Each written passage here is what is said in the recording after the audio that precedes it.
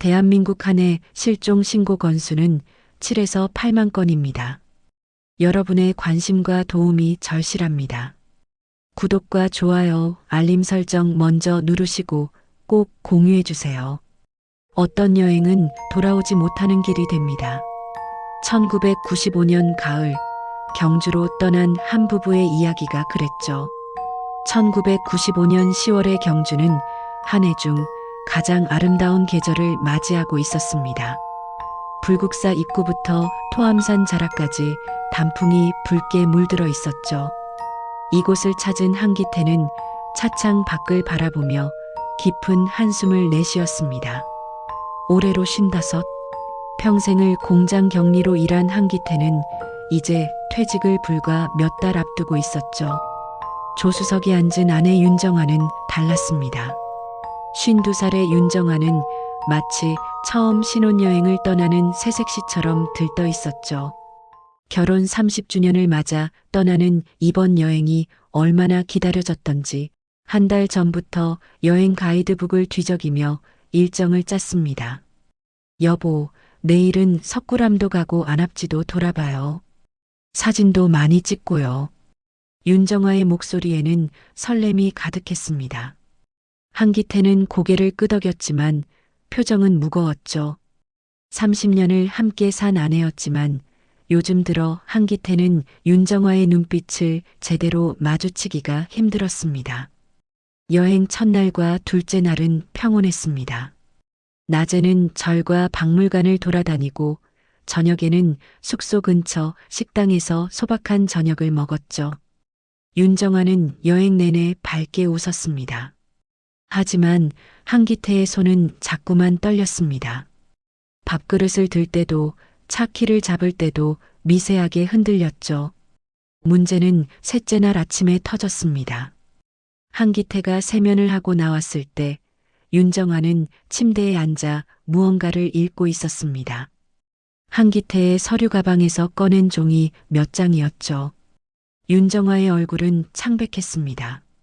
이게 뭐예요, 여보? 윤정아의 목소리는 떨렸습니다. 한기태는 서류를 빼앗으려 했지만 윤정아는 물러서지 않았죠. 회사 돈을 이렇게 빼돌린 거예요? 당신이? 그게 아니라. 한기태는 말을 잇지 못했습니다.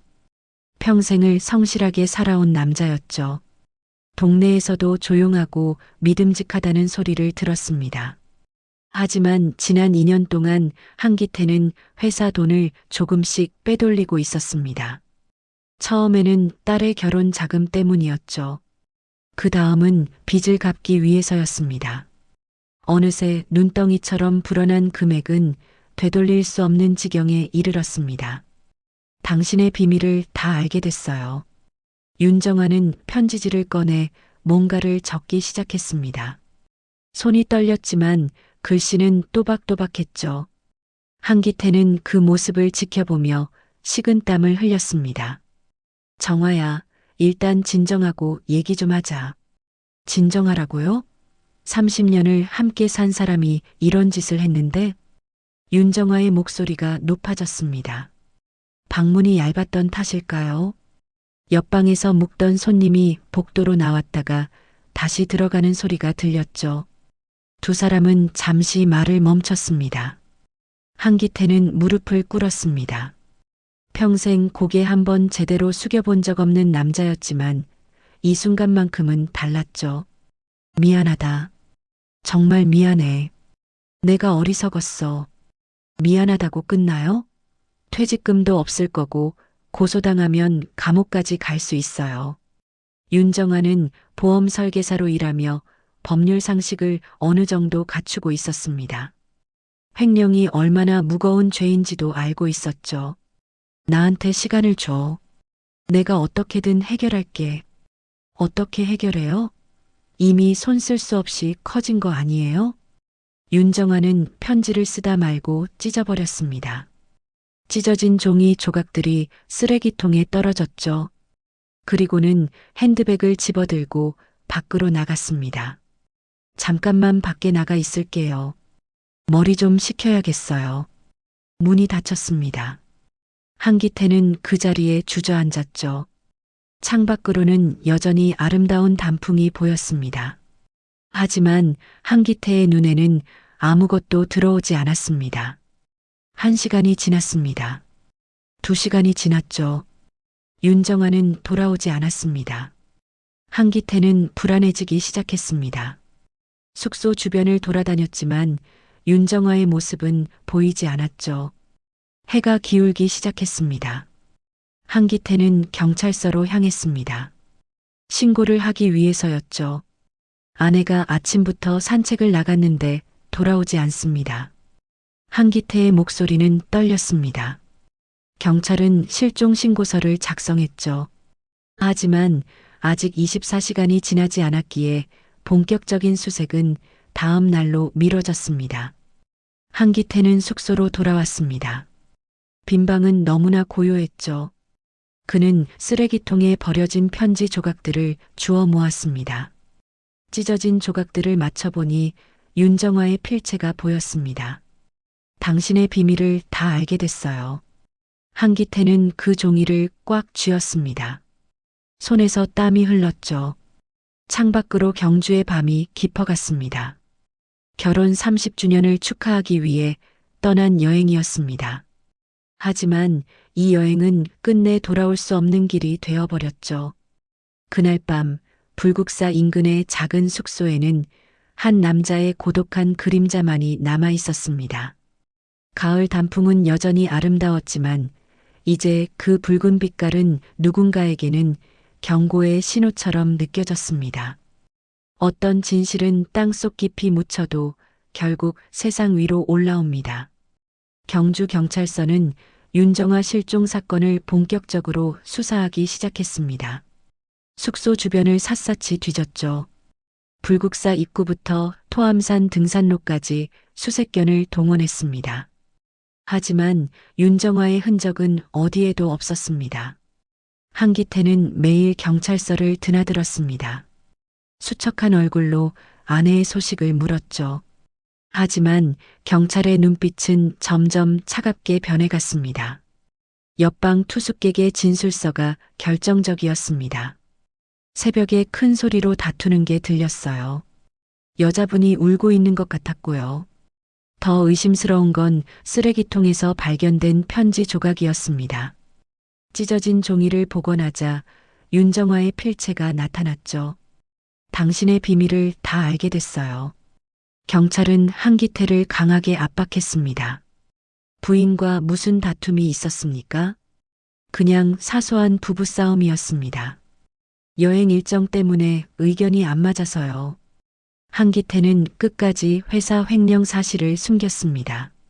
그 비밀이 드러나면 아내의 실종보다 더 큰 문제가 될 게 뻔했으니까요.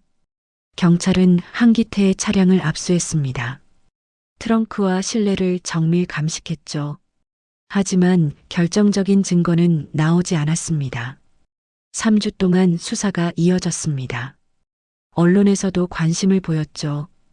결혼 30주년 여행에서 사라진 아내. 제목만으로도 자극적이었습니다. 하지만 시간이 갈수록 사건은 미궁 속으로 빠져들었습니다. 결국 수사는 증거 불충분으로 종결됐습니다. 1995년 11월 말이었죠.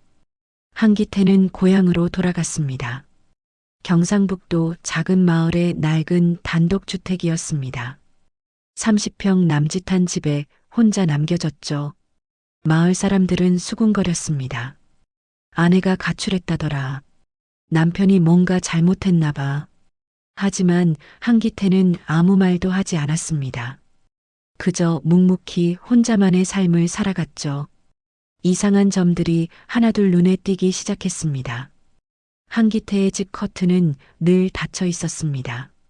낮에도 밤에도 창문 너머로 빛 한 줄 새어나오지 않았죠. 가끔 밤늦은 시간에 미묘한 불빛이 감돌 뿐이었습니다. 저 집 참 으스스해. 동네 아주머니들은 고개를 저었습니다. 한기태는 장을 보러 나올 때도 사람들과 눈을 마주치지 않았죠. 고개를 푹 숙이고 빠르게 걸어갔습니다. 누가 말을 걸어도 짧게 대답하고는 서둘러 집으로 돌아갔습니다. 해가 바뀌었습니다. 1996년, 1997년, 2000년. 세상은 빠르게 변해갔습니다. 새천년이 왔고 인터넷이 보급되고 휴대전화가 대중화됐죠. 하지만 한기태의 삶은 그대로였습니다. 시간이 멈춘 것처럼 같은 하루를 반복했습니다. 2010년이 지나고 2015년이 왔습니다. 한기태는 70을 넘겼죠. 머리는 하얗게 새고 등은 굽었습니다. 하지만 여전히 그 집에 혼자 살고 있었습니다. 아무도 찾아오지 않는 집이었죠. 마을 사람들도 이제는 한기태에게 관심이 없었습니다. 그저 혼자 사는 외로운 노인일 뿐이었죠. 윤정아 실종 사건은 완전히 잊혀졌습니다. 20년이 넘게 지났으니까요. 그렇게 25년이 흘렀습니다. 2020년 봄이었습니다. 코로나19가 세상을 뒤흔들던 그 시기였죠. 경주시 외곽의 한 야산에서 재개발 공사가 시작됐습니다. 관광지 확장 사업의 일환이었습니다. 포클레인이 땅을 파헤치고 있었죠. 이게 뭐야? 현장 감독이 소리쳤습니다. 땅 속에서 낡은 여행 가방 하나가 나왔습니다. 갈색 가죽 가방이었죠. 25년 동안 땅 속에 묻혀 있었지만 형태는 알아볼 수 있었습니다. 인부들이 조심스럽게 가방을 꺼냈습니다. 지퍼를 열자 오래된 냄새가 풍겼죠. 가방 안에는 여러 물건이 들어 있었습니다. 낡아서 색이 바랜 스카프 한 장, 금빛 테두리가 녹슨 손목시계, 그리고 반쯤 부서진 신용카드 조각들이었습니다. 현장 감독은 신용카드를 자세히 들여다봤습니다. 이름이 희미하게 보였죠. 윤정아. 그 순간 감독의 등골이 서늘해졌습니다. 이건 단순한 분실물이 아니었습니다. 즉시 경찰에 신고합니다. 현장은 곧바로 통제됐습니다. 경주경찰서에서 형사들이 출동했죠. 가방과 주변 흙을 채취해 국과수로 보냈습니다. 감식 결과는 충격적이었습니다. 가방 안쪽에서 미세한 혈흔이 검출됐습니다. 25년이 지났지만 과학의 힘으로 찾아낸 거죠. 더 놀라운 건 남성의 DNA였습니다. 가방 손잡이와 지퍼 부분에서 명확하게 나왔습니다. 경찰은 오래된 서류를 뒤졌습니다. 1995년 윤정아 실종 사건. 당시 주요 용의자였던 남편 한기태의 DNA 샘플이 아직 보관돼 있었죠. 대조 결과는 일치했습니다. 사건은 다시 세상 위로 떠올랐습니다. 25년 만이었습니다. 봉인됐던 파일이 다시 펼쳐졌죠. 미제 사건 전담팀이 꾸려졌습니다. 언론도 다시 들끓기 시작했습니다. 25년 전 실종 사건, 여행 가방에서 결정적 단서 발견. 뉴스는 연일 이 사건을 다뤘습니다. 사람들은 충격에 빠졌죠. 25년 동안 땅속에 묻혀있던 진실이 드러나기 시작한 겁니다. 한기태의 집 앞에는 경찰차가 섰습니다. 미세하게 떨리는 커튼 너머로 늙은 남자의 그림자가 보였습니다. 25년 동안 그가 지켜온 비밀이 이제 더 이상 숨길 수 없게 된 순간이었습니다. 숨겨진 진실은 언젠가 반드시 드러나게 되어 있습니다. 정우진 형사는 책상 앞에 앉아 먼지 쌓인 파일을 펼쳤습니다. 48배 베테랑 형사였죠. 20년 넘게 경찰 생활을 하며 수많은 사건을 다뤘습니다. 하지만 이번 사건은 달랐습니다. 25년이라는 시간이 흐른 뒤에 다시 수사를 시작한다는 건 쉬운 일이 아니었죠. 1995년 10월 15일 윤정아 실종. 정우진은 낡은 보고서를 한 장씩 넘겼습니다. 당시 수사 기록이 빼곡하게 적혀 있었죠. 용의자 조사 내용도 있었습니다. 남편 한기태. 주요 용의선상에 올랐지만 결정적 증거 부족으로 풀려났다는 내용이었습니다. 증거가 없었구나. 정우진은 한숨을 쉬었습니다. 25년 전 경찰들도 한기태를 의심했던 겁니다. 하지만 당시 과학 수사 기술로는 한계가 있었죠. DNA 분석도 지금처럼 정밀하지 않았습니다. 무엇보다 시신이 발견되지 않았던 게 결정적이었습니다. 하지만 이제는 달랐습니다. 여행 가방이 발견됐고 그 안에서 한기태의 DNA가 검출됐습니다. 국과수 감식팀은 명확한 결과를 내놨죠. 가방 손잡이와 지퍼 부분에서 한기태의 DNA가 검출됐습니다. 일치율 99.9%입니다. 정우진은 보고서를 덮었습니다. 이제 직접 만나볼 시간이었죠. 한기태가 사는 곳은 경주에서 차로 1시간 거리였습니다. 경상북도의 작은 시골 마을이었습니다. 차를 몰고 가는 길은 한적했습니다. 봄볕이 따스하게 내리쬐었죠. 하지만 정우진의 마음은 무거웠습니다. 25년 동안 혼자 살아온 남자. 그는 지금 어떤 모습일까요? 후회하며 살고 있을까요? 아니면 여전히 비밀을 지키려 할까요? 마을에 도착했습니다. 정우진은 주민들에게 한기태의 집을 물었습니다. 모두들 고개를 끄덕이며 같은 방향을 가리켰죠. 저기 골목 안쪽에 있어요. 혼자 사는 집이에요. 어떤 분이신가요? 말이 없으세요. 사람들하고 잘 안 어울려요. 주민들의 표정이 묘했습니다. 동정과 의심이 섞여 있었죠. 정우진은 골목 안쪽으로 걸어갔습니다. 좁은 골목길 끝에 낡은 단독주택이 보였습니다. 집은 생각보다 더 허름했습니다. 페인트는 벗겨져 있었고 담장은 금이 가 있었죠. 마당에는 잡초가 무성했습니다. 하지만 가장 눈에 띄는 건 창문이었습니다. 모든 창문에 커튼이 쳐져 있었죠.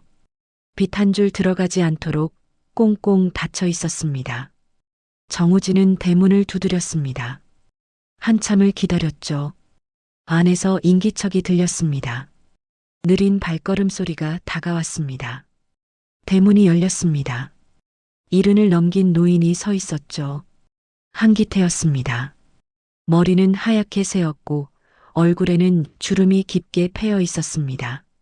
하지만 눈빛만은 날카로웠습니다. 누구십니까? 경찰입니다. 윤정아 씨 사건 때문에 왔습니다.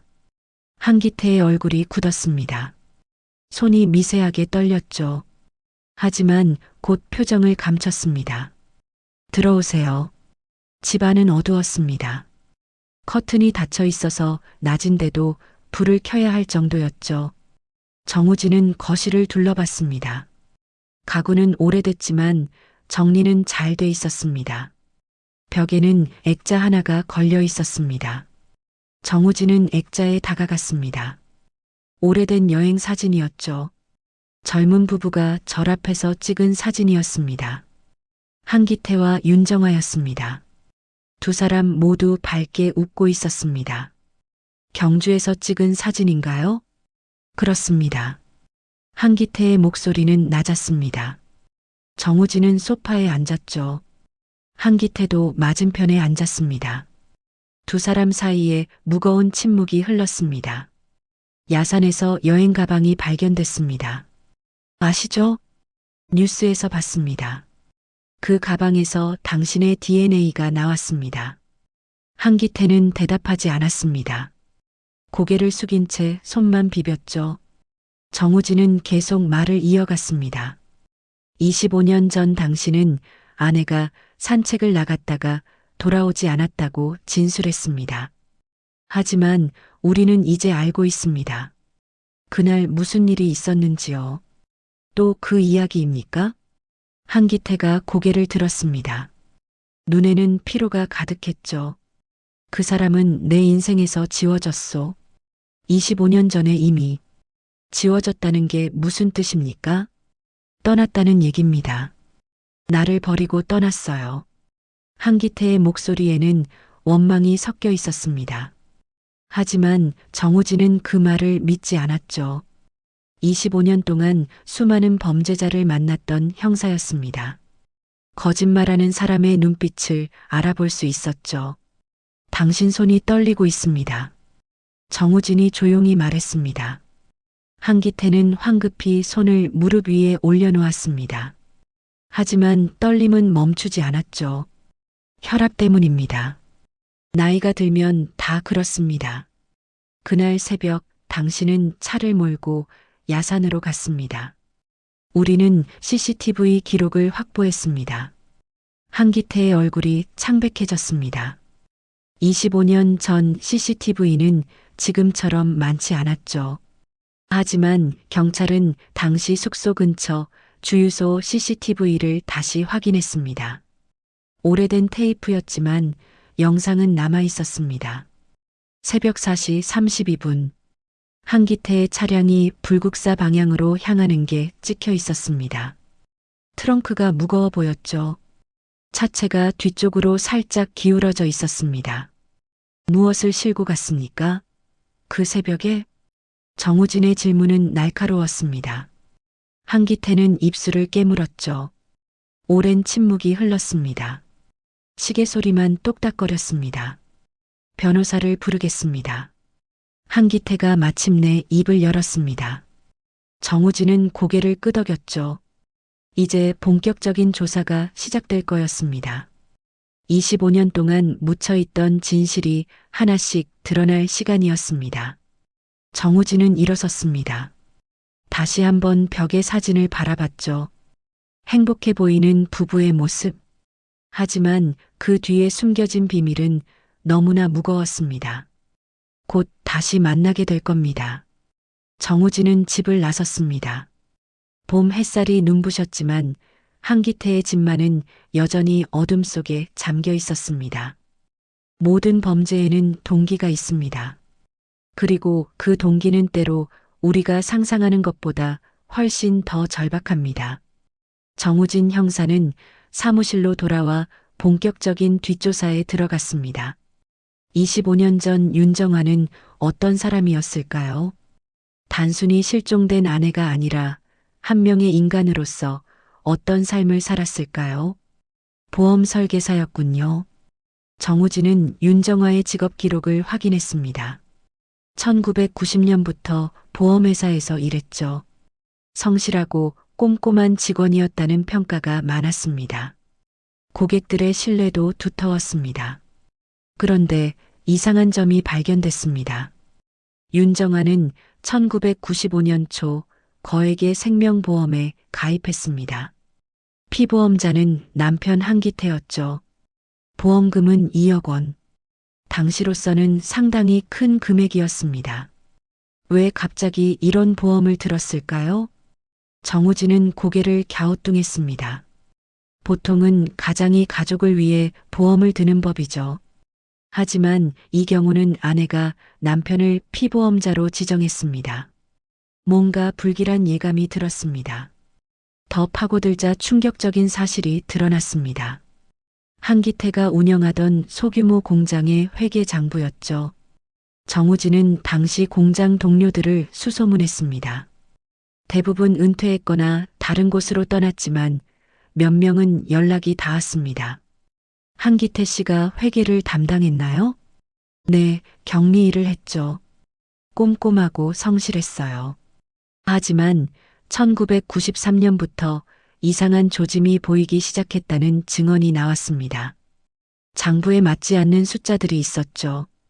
처음에는 사소한 실수로 보였습니다. 하지만 시간이 갈수록 금액이 커졌습니다. 얼마나 빼돌렸습니까? 정확히는 모르겠지만 아마 5천만 원은 넘었을 겁니다. 정우진은 숨이 막혔습니다. 1995년 당시 5천만 원이면 서울에서 작은 아파트를 살 수 있는 돈이었죠. 보통 사람이 평생 모아도 어려운 금액이었습니다. 한기태는 퇴직을 앞두고 있었군요. 정우진은 퍼즐이 맞춰지는 걸 느꼈습니다. 퇴직 후 회계감사가 들어오면 모든 게 드러날 상황이었죠. 한기태는 막다른 골목에 몰려 있었습니다. 그런데 윤정화가 알아버린 겁니다. 남편의 비밀을 모두 알게 됐죠. 정우진은 당시 숙소 쓰레기통에서 발견된 편지 조각을 다시 꺼냈습니다. 윤정화의 필체로 쓰인 문장이었습니다. 당신의 비밀을 다 알게 됐어요. 그래서 다툼이 일어난 거군요. 정우진은 그날 아침 상황을 상상해 봤습니다. 결혼 30주년 여행. 행복해야 할 순간이었죠. 하지만 윤정화는 남편의 서류 가방에서 증거를 발견했습니다. 장부 사본과 빚 독촉장들이었습니다. 윤정화는 충격을 받았을 겁니다. 30년을 함께 산 남편이었죠. 성실하고 조용하다고 믿었던 사람이었습니다. 하지만 그 뒤에는 거짓과 배신이 숨어 있었습니다. 정우진은 당시 목격자 진술을 다시 확인했습니다. 옆방 투숙객이었던 김모 씨의 증언이었죠. 새벽 5시쯤이었어요. 큰 소리가 들렸습니다. 무슨 소리였습니까? 남자 목소리가 뭔가를 애원하는 것 같았어요. 그리고 여자가 우는 소리도 들렸고요. 격렬한 말다툼이 벌어졌던 겁니다. 한기태는 아내에게 빌었을 거예요. 시간을 달라고 해결할 수 있다고 말했을 겁니다. 하지만 윤정화는 받아들이지 않았습니다. 정우진은 한기태의 휴대전화 통화 기록도 확보했습니다. 1995년 당시에는 휴대전화가 막 보급되던 시기였죠. 한기태는 당시 최신형 휴대전화를 가지고 있었습니다. 통화 기록을 보니 이상한 점이 있었습니다. 실종 전날 밤 한기태는 누군가에게 여러 차례 전화를 걸었습니다. 하지만 모두 짧게 끊겼죠. 통화 시간이 1분도 안 됐습니다. 빚쟁이에게 전화했을 가능성이 높습니다. 정우진의 동료가 말했습니다. 한기태는 절박했을 겁니다. 아내가 모든 걸 알아버렸으니까요. 경찰에 신고하면 끝이었죠.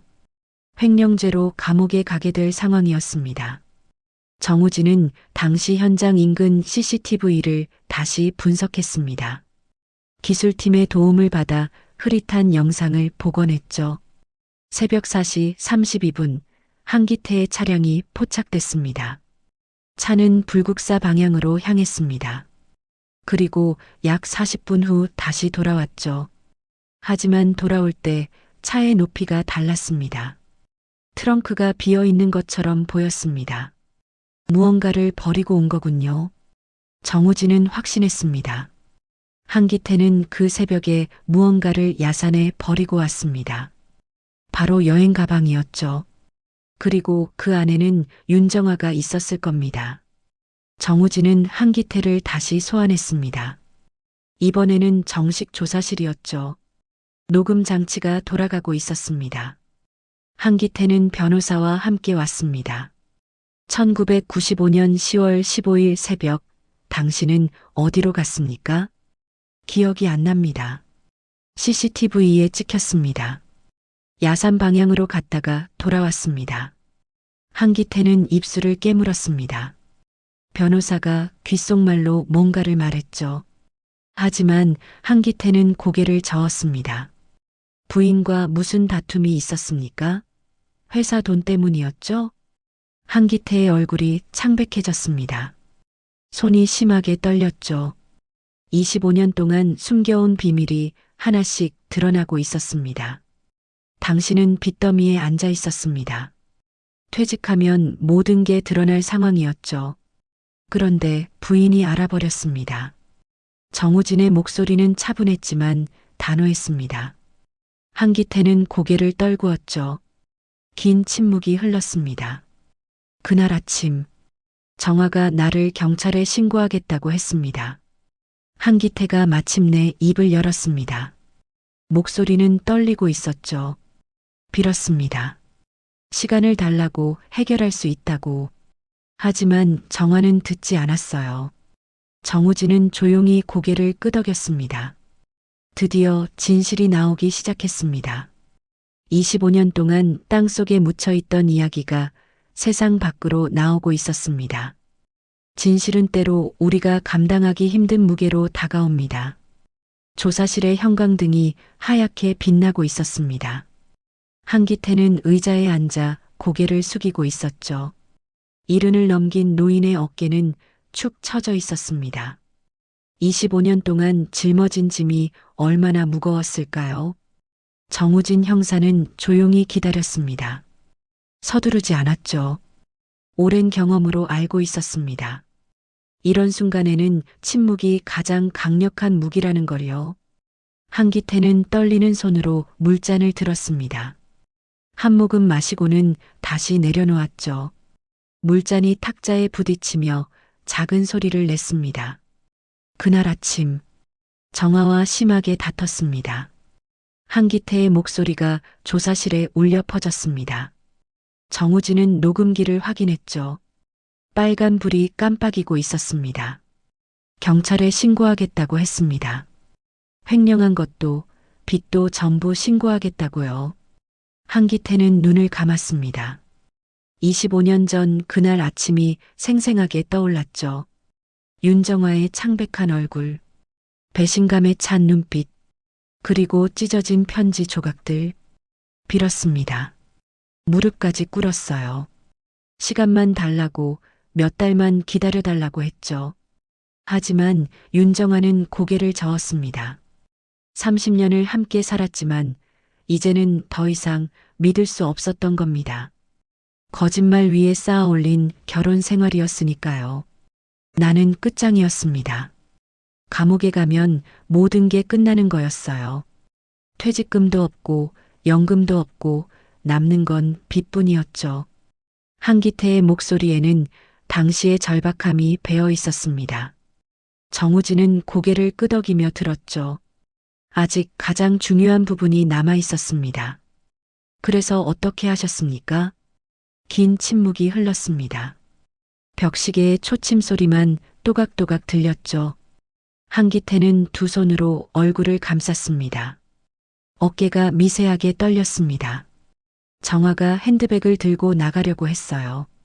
경찰서로 가려는 거였죠. 한기태는 말을 이었습니다. 목소리는 점점 작아졌습니다. 막았습니다.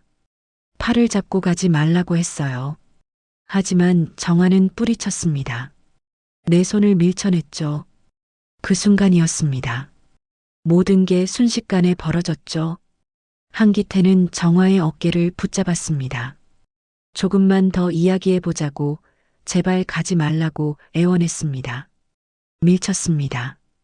그냥 잠깐만 붙잡으려고 한 거였어요. 진짜 그럴 생각이 아니었습니다. 하지만 힘이 너무 셌습니다. 윤정아는 중심을 잃고 뒤로 넘어졌죠. 침대 모서리에 머리를 부딪혔습니다. 둔탁한 소리가 났습니다. 정아가 쓰러졌어요. 일어나지 않았습니다. 한기태는 다가가 아내를 흔들었습니다. 이름을 불렀죠. 하지만 대답이 없었습니다. 머리에서 피가 흘렀습니다. 베개에 빨갛게 젖어들었죠. 정화야, 정화야, 일어나. 한기태는 울부짖었습니다. 하지만 윤정아는 움직이지 않았죠. 숨을 확인했습니다. 맥박을 짚어봤습니다. 아무것도 느껴지지 않았습니다. 나도 몰랐습니다. 정말 몰랐어요. 그냥 잠시 붙잡으려고 했던 건데. 한기태는 패닉 상태에 빠졌습니다.